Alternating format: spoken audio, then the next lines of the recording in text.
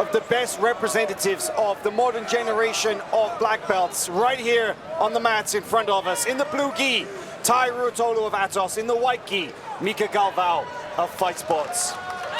Rotuolo in 2021, just back in December, brown belt world champion, and now finds himself in the final. Mica Galvão, quick jump guard.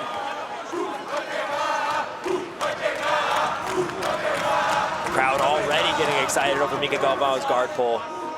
Both rookie black belts immediately on the armies. Mica Galvão. Rotuolo with a quick recovery, but not out of the woodworks yet. You've got to be so careful with Mica Galvão. He is a submission sniper from bottom position, so sharp at throwing up attacks. And we've seen it less than a minute into this match already. If I'm not mistaken, how both of these athletes said next time we go against each other, you know, they fought in the who's number one. Next time we go against each other, we're gonna bring the heat. And that's what they're doing already. Only a minute has gone by in this match. Already so much action. Mica trying to find a way out to the back, but Ty is, so far, Ty is out here. That's a fantastic camera angle. Wardrobe malfunction.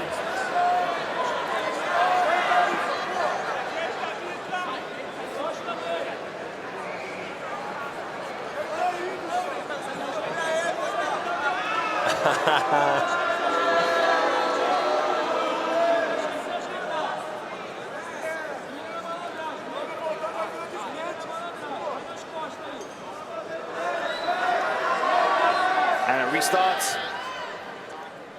What I was going to say is that stylistically, they're very, very different. Ty is open, he's loose, he's very creative, very unorthodox, very unpredictable. Mica Galvão is tight, he's compact, he's sharp, and strikes with the speed of a cobra.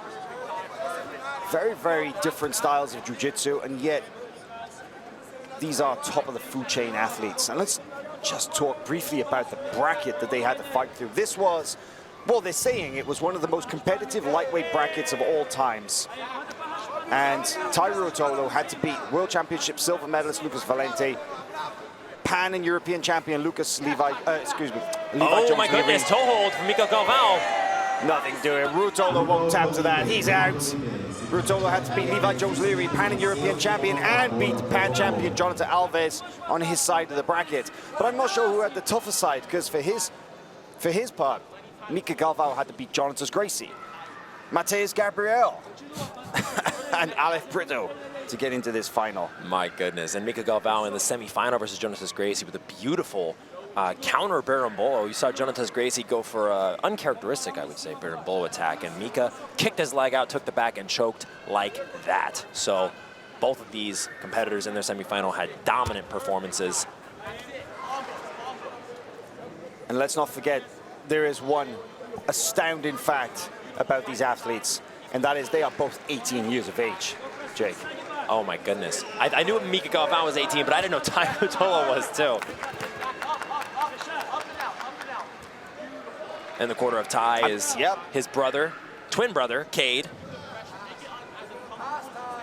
And in the corner of Mica Galvão, his coach, Melky Galvão. Excuse me, no, you're right. Ty has since become 19 years of age. Well, the fact still stands, neither of these guys can legally go into any liquor store.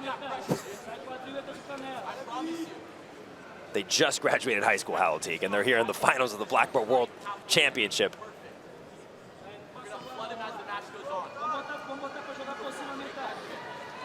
Yeah, the new generation of athletes is being represented so well here at the World Championships. Oh, and look at that. Just like you said before, like the speed of a cobra. Right there, Ty had his arm out there for just a second. And Mica Galvão already trying to go and bring an armbar over the top of his shoulder.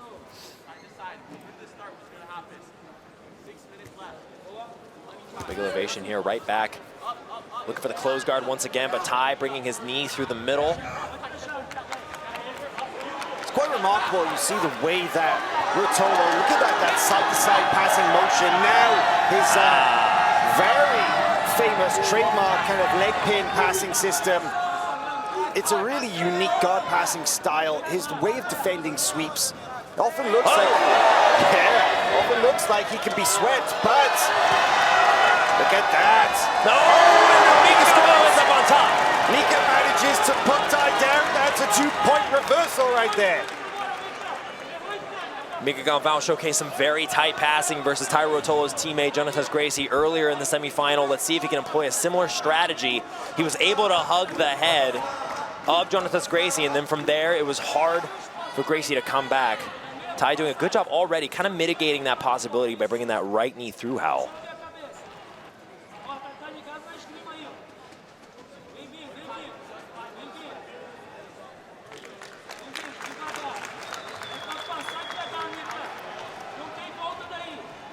The difference in the way that they, oh, look at this loop choke attempt here from Rotuolo. He's got the hand in the collar. Oh, it looks like the grip is over the chin of Mica Galvão. He's continuing to try to pass. Oh, but he's given up position. Oh, this could be trouble. He's almost conceded a pass here. Oh, he manages to recover, get the near side knee through. Not out of danger yet, though. Mica looking for the knee slide. Mica's doing a good job of bringing his hips around to the outside. Taira Rotuolo forced to turn. Will this be a guard pass? Oh, Taira Rotuolo turtles, not to give him the points.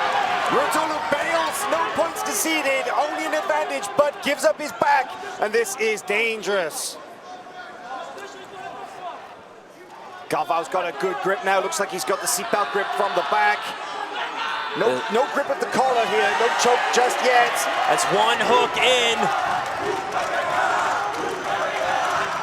He's got the legs figure four. That is not a scoring position. Now he's feeding the grip of the collar. This is a real tough spot to be in if you're Taira Rotuolo, trying to do everything he can to bring his back on the mat, correct the angle. Straight up palm-to-palm grip at the moment. No choke active. Mica instead consolidating that position. Something of a body triangle going on there. If he were to open that and put the hooks in, he could get an immediate 4 points. But I think he's more concerned with simply holding on to the very wily Taira Rotuolo in this position. Oh, now he's going for the choke. We can't see from this angle. Can't see the neck. We need a different angle. We can't see from here. Taira Rotuolo doing a great job pushing his hips up to try to keep the choke from not happening, but Mica Galvão corrects the angle. They're right on the edge of the mat. It looks deep.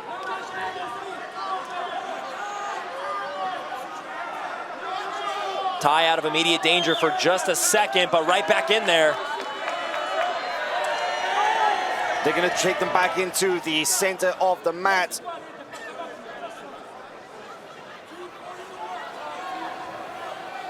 The smart move if you're Mica Galvão to kind of stop attacking the choke so much if you're on the edge of the mat, so as not to accidentally give up.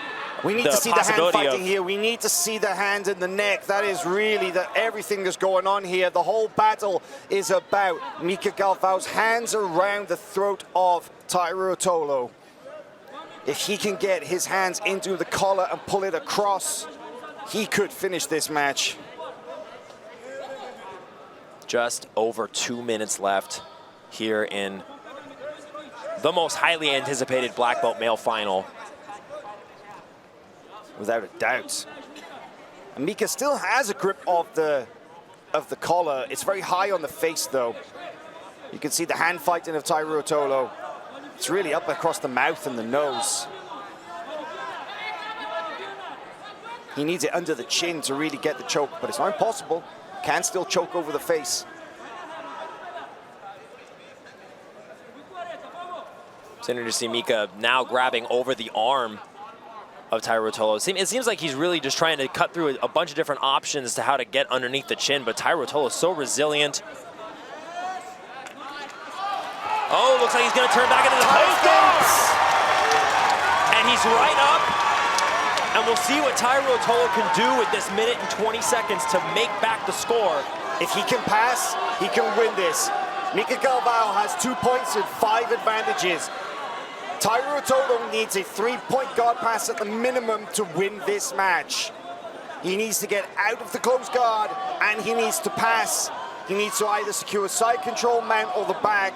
That will be enough, but right now, Mica Galvão is doing his best to simply secure the position, to hold on to Rotuolo.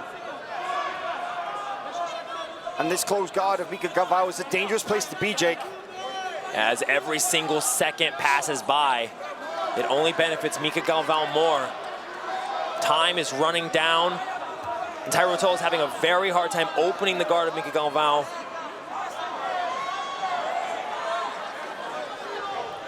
See if he can open the guard and have time for one final blitz. But Mica Galvão so strong with his legs. Rotuolo is trapped in this close guard. He tried to lift, he tried to stand, he tried to posture out. Mica Galvão, one last look at a shoulder attack on the platter here. Will he be able to finish here in the last seconds? Rotuolo, look at his back step around and tried to go for a counter. But Mica Galvão, as the clock winds down. It is over, the match is over, and Mica Galvão takes the championship gold medal. 2022 IBJJF World Champion Mica Galvão, and a great showing from Rotuolo in his first outing at Black Belt Worlds. The youngest IBJJF Black Belt World Champion in history, Mica Galvão, 18 years of age. Unreal. Unreal. All the way from Manaus, Brazil. The Pyramid here in Long Beach, California. And Mica Galvão just made history at the 2022 IBJJF World Championships with that extremely impressive win against Rotuolo. Now these young men, they're rivals. They've been competing against each other since they were little kids. And I'm sure this is not the last time, but right now all the glory goes to Mica Galvão.